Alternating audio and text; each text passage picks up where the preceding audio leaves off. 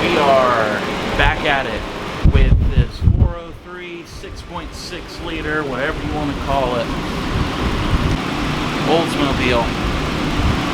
Got it on my block bore, and today is just going to be bottom end stuff. What did I do? And little tricks and stuff like that. Now, I've actually never done one of these motors, so I'm learning a few things on it. It's hard to think on the top of my head, but this one is a little bit weird. And it could be like a big block V8 or something like that. But things are just different.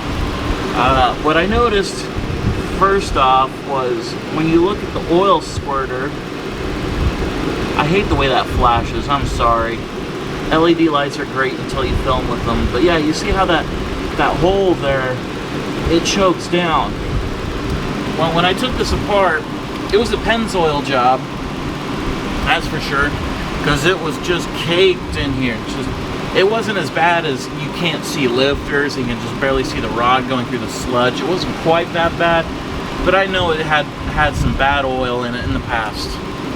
So what I ended up doing is you can't really get that oil stuff out. So what I did is I took all the plugs out, which I do anyways.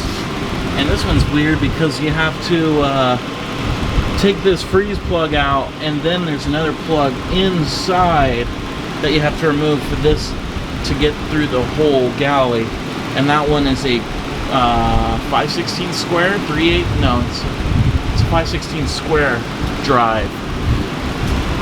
And so what I ended up doing is I took it to my pressure washer, blew out both galleys, but there's still oil in it. So what and oil inside these little orifices all throughout the lifter bores. So what I ended up doing was I took my torch. Well, if you burn off all the oil, then there's nothing to stop you from getting all that out. So I just stuck the torch in there, let it burn for like 30 seconds. Had a nice big old flame coming out the other side from all that oil burning off. And so then it just turns to dust.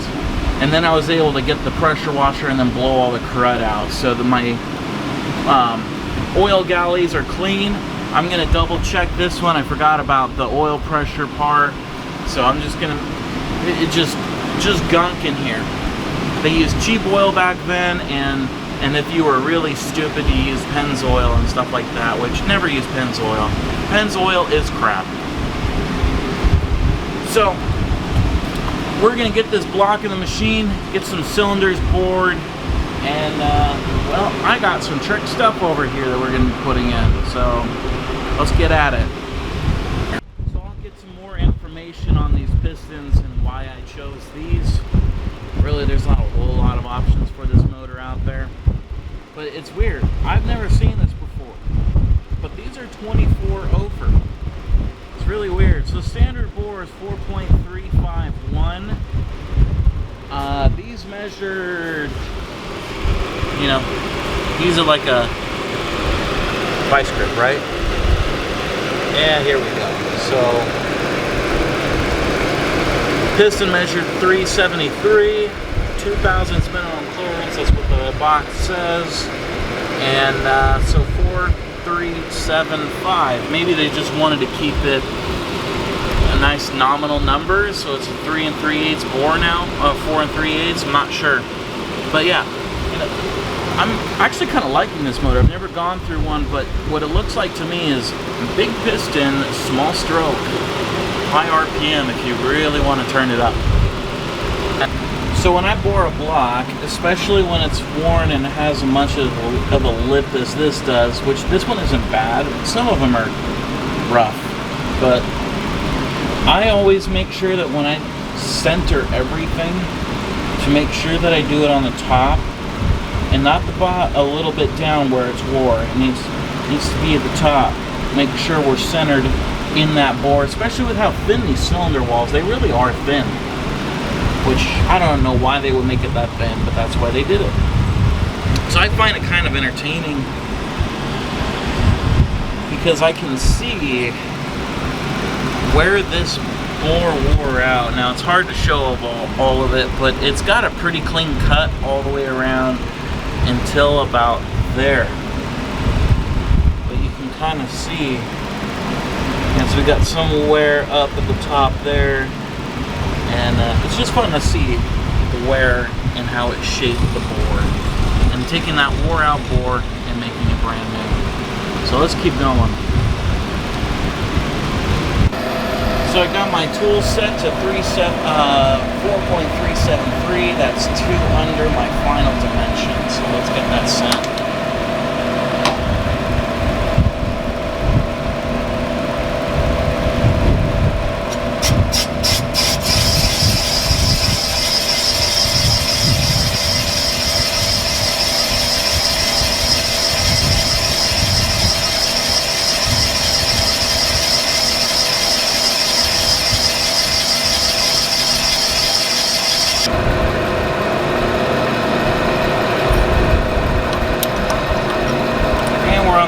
Pass ready to finish up bank 1.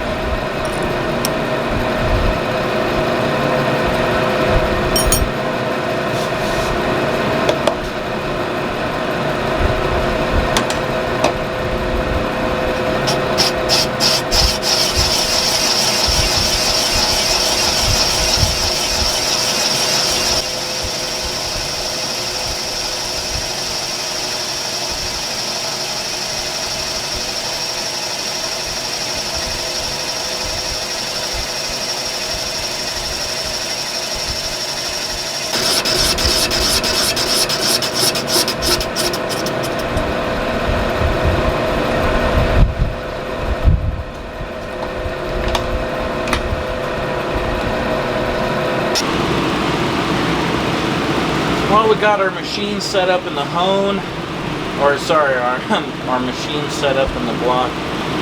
Yeah, no, we're honing. The way I do honing is, I like to, when I was boring it earlier, I like to go 2000s under the bore size. And that gives me lots of playroom in case something happens when I bore it. If something slips or anything, we're fine. But I start off with taking off 15 10,000ths with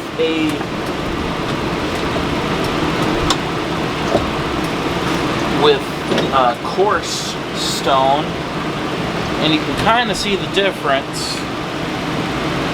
It's definitely something to see in person, but these are going to be a lot coarser. I want to say on the top of my head, these are 80 grit, and then I finish off with a 220 grit fine.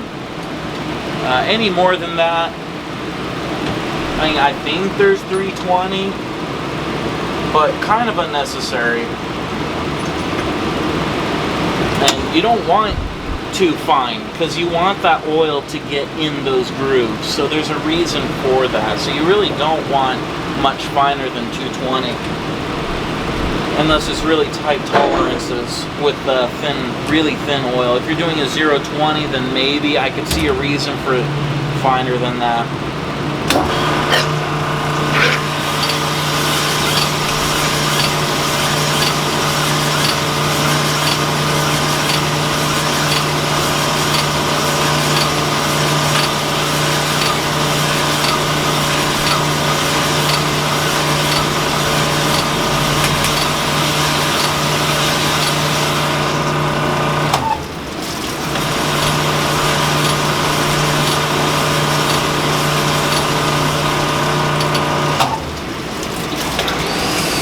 But yeah, we're gonna finish up with the rough.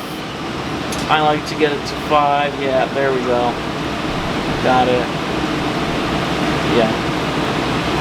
So we're good here. We're ready to fine hone that one, but I do all 8 and then I go back.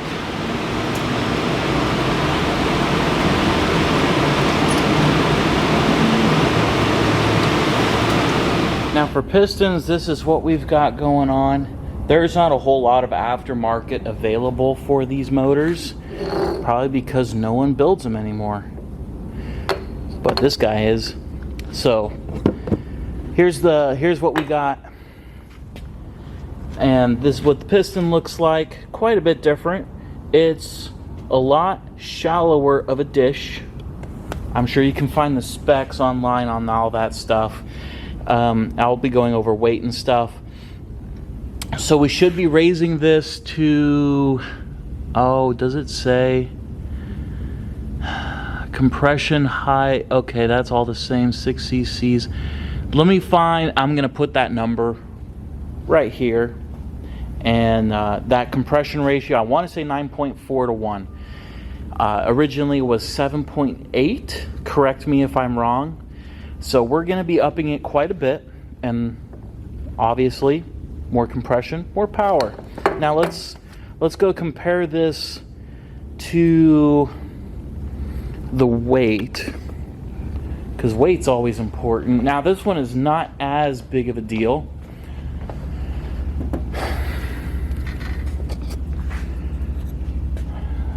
So yeah, clean looking piston, as I said before, 24 thousandths over.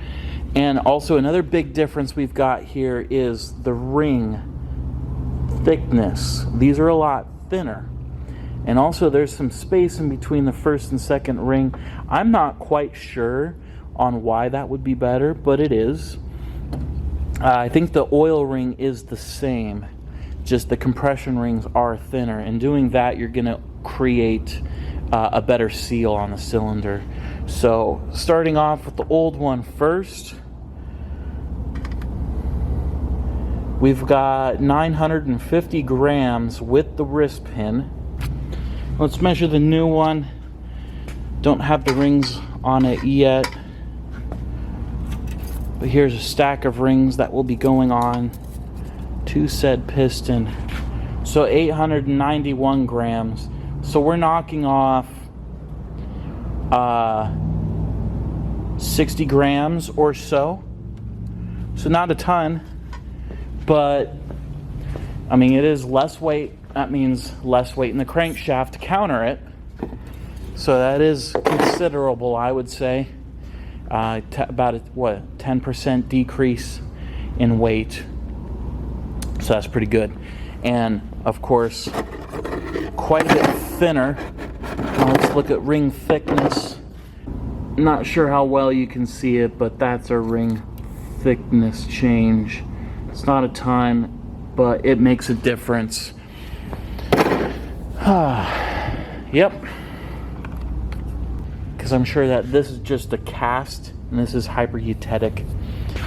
And yeah, that's going to be good. So we got some UEM over rings that we're going to be putting in. That's what comes with these pistons. So we got the block set up.